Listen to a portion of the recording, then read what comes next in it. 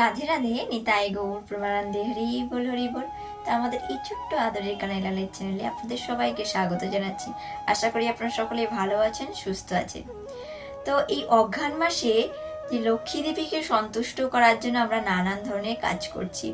তো লক্ষ্মী দেবী কিভাবে সন্তুষ্ট হয়, কোন কাজে সন্তুষ্ট হয়, সেগুলো আমরা জেনেছি। তো আমরা এই লক্ষ্মী দেবী কিভাবে আবির্ভাব হয়েছিলেন সেই সম্পর্কে জানবো। তো লক্ষ্মী দেবী কিভাবে এই ধরাধামে এসেছিলেন ব্রত প্রচার করার জন্য, আর লক্ষ্মী দেবীকে ভগবান কি দায়িত্ব দিয়ে এই ভিডিও দেখে আমরা জানতে পারবো। যে আমরা শাস্ত্র থেকে যে জিনিসগুলো জেনেছি সেই সম্পর্কেই বলবো, এবং ভগবানের সম্পর্কে অনেকে অনেক কথা বলে থাকে। ভগবানের আমরা যখন রাধারানীর আবির্ভাব তিথি সম্পর্কে জানছিলাম, রাধারানীর আবির্ভাব তিথি সম্পর্কে জানতে গিয়ে সেখান থেকে আমরা জানতে পেরেছি দেবীরা কিভাবে আবির্ভাব হয়েছিল। তো রাধারানীর মাহাত্ম্য যখন আমরা জেনেছিলাম বা আবির্ভাব তিথি জেনেছিলাম, সেখানে বর্ণনা করা রয়েছে খুব সুন্দরভাবে। এখানে কিন্তু অন্যেরা না জেনে শুনে আমাদের রাধারানীর সম্পর্কে কোনো কিছু বলাই উচিত নয়। রাধারানীর সম্পর্কে কিঞ্চিত আমরা কেউ জানতে পারিনি এখনো পর্যন্ত। আমরা এই জড়জগতে আছি, নানান রকমের কথা আমরা ভগবানকে দোষারোপ করছি, রাধারানীকে দোষারোপ করছি, কিন্তু আমরা আজ পর্যন্ত রাধারানী কে এবং কি করে এই ধরাধামে এসেছিলেন, এই যে লক্ষ্মী দেবীকে আমরা সবাই গুলিয়ে ফেলি। দেবদেবীর সঙ্গে আমাদের ভগবানের সম্পর্ক কি, সমস্ত কিছু আমরা বুঝতেই চাই না। এই রাধারানীর সম্পর্কে কিছু বলার মতো ক্ষমতা আমার নেই। ওনার কৃপা প্রার্থনা করছি, জানাতে রাধারানী আমাকে কৃপা করে, যে স্বয়ং ভগবান রাধারানীকে যেখানে বুঝতে পারেনি, তো আমরা তো আমরা কেউই নয়। তো রাধারানীর সম্পর্কে কোনো প্রশ্নই আমাদের করা উচিত নয়। যে অনেকেই জড়জগতে নানান রকমের প্রশ্ন করে রাধারানীকে নিয়ে, ভগবানকে নিয়ে। তো সকলের কাছে একটাই আমার নিবেদন বা সকলের কাছে একটাই অনুরোধ, না জেনে শুনে আমরা কোনো কথাই কিছু বলতে পারি না। অর্থাৎ সাধুগুরু বৈষ্ণবের কাছ থেকে যতটুখানি শুনেছি, গ্রন্থ থেকে যতটুখানি, গুরুদেবের কাছ থেকে যতটুখানি, গুরুদেবের হরিকথা থেকে যতটুখানি জেনেছি, সেটুখানি বলার চেষ্টা করছি। রাধারানীর সম্পর্কে বলার মতো ক্ষমতা তো রাধারানীর সম্পর্কে বলার কোনো অধিকারও আমাদের নেই কারণ। তো রাধারানী হলেন এমনই একজন, যিনি ভগবান যখন রাসমঞ্চে, যখন এই জড় জগৎ, এই ব্রহ্মাণ্ড যখন সৃষ্টি হয়নি, তখন ভগবান গোলক বৃন্দাবনে বসে রয়েছেন, রাসমঞ্চে বসে রয়েছেন। তো রাসমঞ্চে বসে থাকতে থাকতে ভগবানের লাদিনী শক্তি, ভগবানেরই শক্তি হলেন রাধারানী। আমরা এখানে অনেকেই ভুল করে ফেলি রাধারানীকে আলাদা পার্সন হিসাবে, কিন্তু না, ভগবান এবং রাধারানীর মধ্যে কোনো পার্থক্য নেই। ভগবানেরই শক্তি, ভগবানেরই একটা শক্তি। যেমন আমাদের এই যে শরীর রয়েছে, শরীরের এক একটা অঙ্গ রয়েছে, এই অঙ্গগুলো যেমন এটা হাত, এই হাতটা কার? আমারই হাত। তাই এই হাতের থেকে আমি যেমন আলাদা নয়, সেরকম ভগবানের থেকে রাধারানী কিন্তু আলাদা না। ভগবানেরই শক্তি হলো লাদিনী শক্তি। তো ভগবান লীলা বিলাস করার জন্য, অর্থাৎ এই জড় জগৎকে সৃষ্টি করার জন্য বা সৃষ্টির পর্যায় থেকে ভগবান এই জড় জগৎকে শিক্ষা দেওয়ার জন্যই ওনার লাদিনী শক্তিকে বাম অঙ্গ থেকে প্রকাশ ঘটিয়েছিলেন রাসমঞ্চে, এবং লীলা বিলাস করার জন্য। তো এই রাসমঞ্চ থেকে রাধারানী আবির্ভাব হয়েছিলেন বলেই তাই রাসমঞ্চে রা, আর যেহেতু আবির্ভূত হয়েছিলেন বা ধাবিত হয়েছিলেন, তাই রাধা। সেই থেকে রাধারানীর নাম হয়েছে রাধা। তো রাধারানী হলেন ভগবানেরই নিজেরই লাদিনী শক্তি। কিন্তু রাধারানী যেহেতু ভগবানেরই শক্তি, তাই সবসময় ভগবানের প্রেমে উন্মুক্ত থাকতেন, সবসময় ভগবানের নামে, ভগবানের গুণে সবসময় মোহিত হয়ে থাকতেন। তো রাধারানীকে স্বয়ং ভগবান নিজের শক্তি হিসাবে আবির্ভাব ঘটালেও রাধারানীকে ভগবান নিজেই বুঝতে পারেননি। সেই জন্যই রাধারানীর প্রেম বুঝতে গিয়েই ভগবান পরবর্তীকালে আবার আবির্ভূত হয়েছিলেন। এই কলিযুগেতেই গৌরাঙ্গ মহাপ্রভু হয়ে আবির্ভাব হয়েছিলেন রাধারানীর প্রেম বোঝার জন্য। আমরা এখানে অনেকেই ভুল করে ফেলছি। আমরা ভাবছি যে প্রেম মানে কি এই জড়জগতের যেগুলো দেখছেন আশপাশে, সেই প্রেম নয়। এই যে প্রেম আমরা বুঝতে চাইনি, প্রেম শব্দের অর্থই আমরা এখনো বুঝতে পারিনি। প্রেম প্রেম হলো নামের মধ্যে বিভোর থাকা, সবসময় তার চিন্তায় মগ্ন থাকা। ভগবানের নামে গুণের মধ্যে রাধারানী এতটাই মগ্ন থাকতেন, ভগবানের সেবার চিন্তায় এত মগ্ন থাকতেন, শেষ পর্যন্ত ভগবান সেই প্রেম সেই মাধুর্য বোঝার জন্য পরবর্তীকালে তিনি রাধা রানীর ভাব কান্তি নিয়ে আবির্ভাব হয়েছিলেন এই কলিযুগে চৈতন্য মহাপ্রভু হয়ে। এই মহাপ্রভু এসে জগৎকে শিক্ষা দিয়ে গেছেন, কিন্তু সেই শিক্ষা আমরা নিতে পারিনি। রাধা রানীর প্রেমে পাগল হয়ে যেতেন তিনি, যখন একই শরীর, একই শরীরের মধ্যেই ভাব কান্তি একসঙ্গে রয়েছে, তিনি একই সঙ্গে রয়েছেন রাধা রানীর ভাবকান্তি আর গৌরাঙ্গ মহাপ্রভু, তিনি স্বয়ং ভগবান হয়ে আবার আবির্ভূত হয়েছিলেন। কখনো কখনো তিনি হা রাধা রাধে রাধার বলে তিনি কান্নায় বিহ্বল হয়ে যেতেন, আবার কখনো কৃষ্ণ কৃষ্ণ করে তিনি সমুদ্রের জলে ঝাঁপ দিতেন। সত্যি আমরা কিন্তু এখনো বুঝতে পারিনি সেই প্রেম, যার জন্য আমরা অপরাধ করে ফেলছি, না জেনে শুনে আমরা অনেক কথা বলে ফেলছি। তাই সকলের কাছে নিবেদন যে না জেনে শুনে চেষ্টা করুন, মনের মধ্যে প্রশ্ন জাগান যে আমি কে, আমার কি পরিচয়, কে রাধারানী।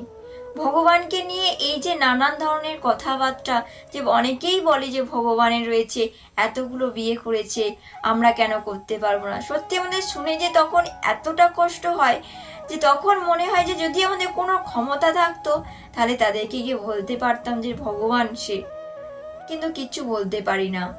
কষ্ট হলেও সেখান থেকে মুখ বুজে সহ্য করে আসতে হয়, কারণ এক্ষুনি যদি কিছু বলতে যাই ভগবানের সম্পর্কে, জানি আমাদের তো অতটা এখনো ক্ষমতা নেই যে তাদের মুখে মুখে আমরা কথা বলে বা কোনো তর্ক করতে যাই। কিন্তু ভগবান তিনি কেন এই 1600 গোপিনী ছিল সেই সম্পর্কে কেউ কোনোদিন জানার চেষ্টা করেনি, কিন্তু লোকের মুখে মুখে শুনেছে যে ভগবানের নাকি 1600 গোপিনী, অতগুলো স্ত্রী ছিল। কিন্তু কখনো কি চেষ্টা করেছেন জানার যে কেন ভগবান অতগুলো স্ত্রী ছিল, কিভাবে তিনি তাদেরকে কন্ট্রোল করতেন?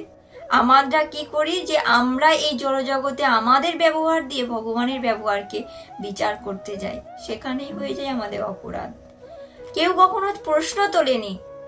যদি আজ মানুষ প্রশ্ন করতে পারতো সে কিভাবে কন্ট্রোল করত, কিভাবে তাদেরকে দেখাশোনা করত, সেটা কিন্তু কখনো প্রশ্ন করেনি।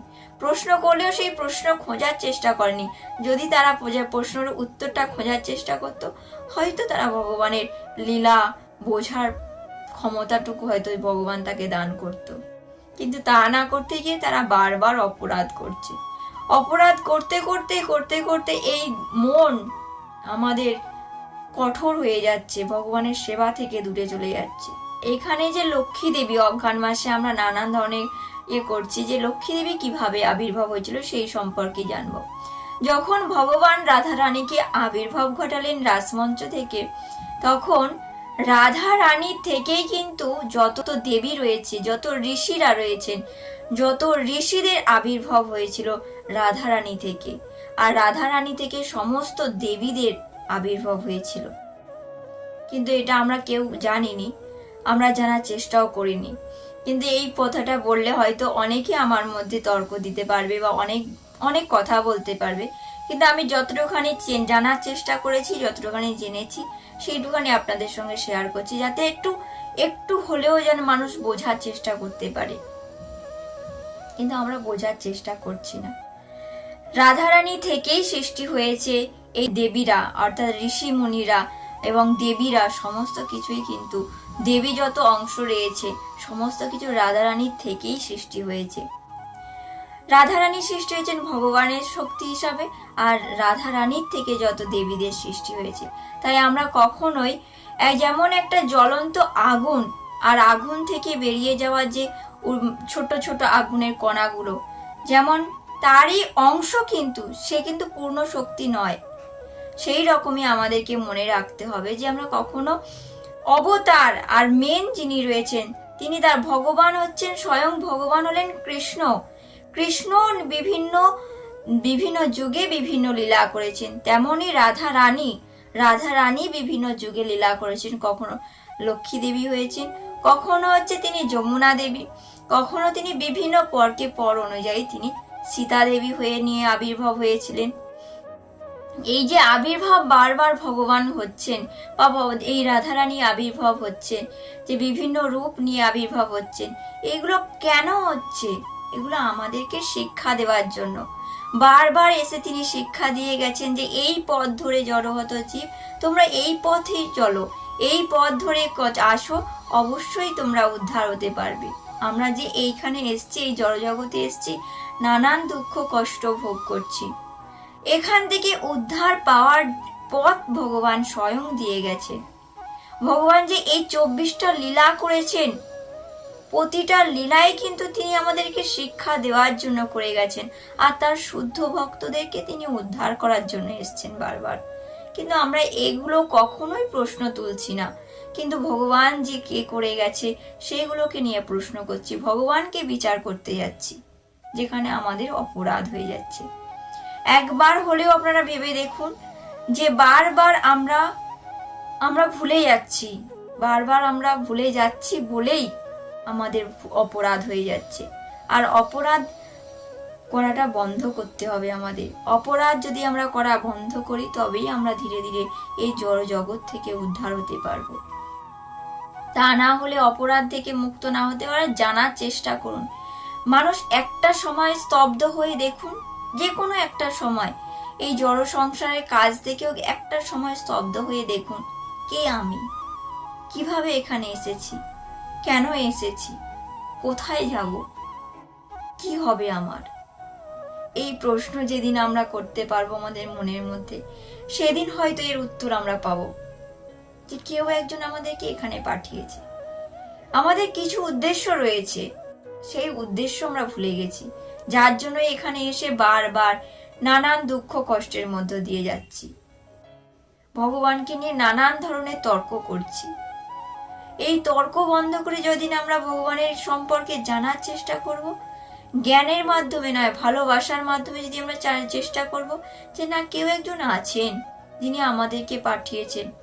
যেমন আমরা মোবাইল ফোন ইউজ করছি, যে কোনো জিনিস ইউজ করছি, এই যে আমি ফোনের মধ্যে কথা বলছি, ফোন এমনই কেউ একজন সৃষ্টি করেছে, কোনো একজন না কোনো কেউ একজন সৃষ্টি করেছে, যার মাধ্যমে এত কথা হচ্ছে, এত কিছু হচ্ছে, কেউ তো কেউ সৃষ্টি করেছে। তাহলে এখানে আমরা কেন ভুল করছি যে কেউ একজন আমাদের সৃষ্টি করেছে? কিন্তু এই যে বলছে যে বাবা মা থেকে, বাবা মাদেরকে কে সৃষ্টি করলো, কিভাবে সৃষ্টি হলো? যেদিন আমরা এরকম প্রশ্ন আমাদের নিজেদের মনে করতে থাকবো, সেদিন হয়তো আমরা উত্তর পাবো। সেই দিনই হয়তো আমাদের অপরাধ থেকে ধীরে ধীরে অপরাধ করা আমরা বন্ধ করব। তো আজকের আমি যে কথাগুলো বললাম, চেষ্টা করলাম যাতে আমরা অপরাধ থেকে একটু হলেও অপরাধ কমিয়ে ভগবানের সেবায় যুক্ত হতে পারি। কারণ আমরা এখানে এসেছি, এ জগতে এসেছি, আমরা তো চলে যাব, আমাদের জন্মেছে যে গেলে মৃত্যু তো নিশ্চিত। কিন্তু এই যে বারবার জন্ম মৃত্যুর মধ্যে আমরা যে বারবার এত অপরাধ করছি, এই অপরাধ থেকে তো আমাদের নিস্তার পেতে হবে। আমাদের এই অপরাধ থেকে নিস্তার পেতে হলে একমাত্রই উদ্দেশ্য হচ্ছে আমাদের উদ্দেশ্যটাকে ধরা। আমরা এসছি, কেউ আমাদেরকে পাঠিয়েছে, এখানে পাঠিয়েছে, তার নাম করে ভগবান আমাদেরকে পাঠিয়েছে, যাও তোমরা ভজন সাধন করো, ভজন সাধন করে তোমাদের অপরাধ খণ্ডন করো, তারপরে আবার ফিরে এসো তুমি আমার কাছে। অর্থাৎ আমাদের আলয় রয়েছে, যেটা হলো ভগবত ধাম, আমাদের সেখানেই ফিরে যেতে হবে। যেদিনকে আমাদের কর্মটা, যে পাপ কর্ম করেছি, যেদিনকে খণ্ডন হবে, সেদিনকে আমরা আমাদের ধাম ভগবানের কাছে ফিরে যেতে পারবো, তার সেবায় যুক্ত হতে পারবো। তো সকলের কাছে অনুরোধ, আসুন আমরা সকলে মিলে ভগবানের সেবার মধ্যে যুক্ত হই। দিনে 24টা ঘন্টা রয়েছে, এর মধ্যে থেকে আমরা নির্দিষ্ট একটা সময় বার করি, সেই সময়ে ভগবানের সেবা করি। একটু মন দিয়ে ভগবানের সেবা নাম করতে হয়, নাম করলে যে কোনো ভাবে ভগবানের কাছাকাছি থাকার চেষ্টা করি, যেমন মনটা শান্তি হবে। ধীরে ধীরে সেবা করতে করতে অপরাধ গুলো খণ্ডন হবে, অপরাধ খণ্ডন হতে হতে তবেই আমাদের চিত্ত স্থির হবে, তারপরেই আমরা ভগবানের সেবায় যুক্ত হতে পারবো। নিত্য সেবা, যেখানে এখনো ভগবানের সেবা চলছে, গোলক ধাম বৃন্দাবন, সেই ধামে আমাদের ফিরে যেতে হবে, সেখানে আমাদেরকে সেবা করতে হবে। তো এই যে দেবীদের আবির্ভাব হলো এবং ঋষিদের আবির্ভাব হলো রাধারানীর থেকে, সেরকমই রাধারানী সত্যযুগে হয়ে এসেছিলেন লক্ষ্মী দেবীর। রাধারানীর ভাবকান্তি নিয়ে স্বয়ং মহাপ্রভু এসেছিলেন। তারপরে যে সত্য ত্রেতা যুগে এসেছিলেন সীতা মা, এসেছিলেন রাধারানী। তারপরে সীতা দেবী পরে এসেছিলেন সত্য দাপরে এসেছিলেন রাধারানী। এখানে এসেছিলেন লীলা বিলাস করার জন্য। কিন্তু এখানে আসার, এই যে আমাদের বৃন্দাবন ধামে আসার আগে তিনি কিন্তু গোলক বৃন্দাবন, যেখানে নিত্য ধাম বৃন্দাবন, সেখানে রাসমঞ্চে তিনি আবির্ভাব হয়েছিলেন ভগবানেরই অংশরূপে। আমার এই ভিডিও থেকে যদি কেউ কোনো দুঃখ পেয়ে থাকে বা কাউকে আমি আঘাত করার জন্য কোনো কিছু বলিনি, আমি ভগবানের সেবার মধ্যে যুক্ত হতে চাই। আমি চাই সকলে মিলেই ভগবানের সেবা করুক। তাই সকলের মনে যদি একটু প্রশ্ন জাগলে অবশ্যই সবাই এই জড়জগৎ থেকে আমরা ধীরে ধীরে ধীরে ধীরে ভগবানকে জানতে পারবো, ভগবানের সেবায় যুক্ত হতে পারবো। তা আসছে আমরা পরের ভিডিওতে। আপনারা সকলে ভালো থাকুন, সুস্থ থাকুন আর ভগবানের সেবায় যুক্ত থাকুন। রাধে রাধে, নিতাই গৌর প্রেমানন্দে, হরি বল।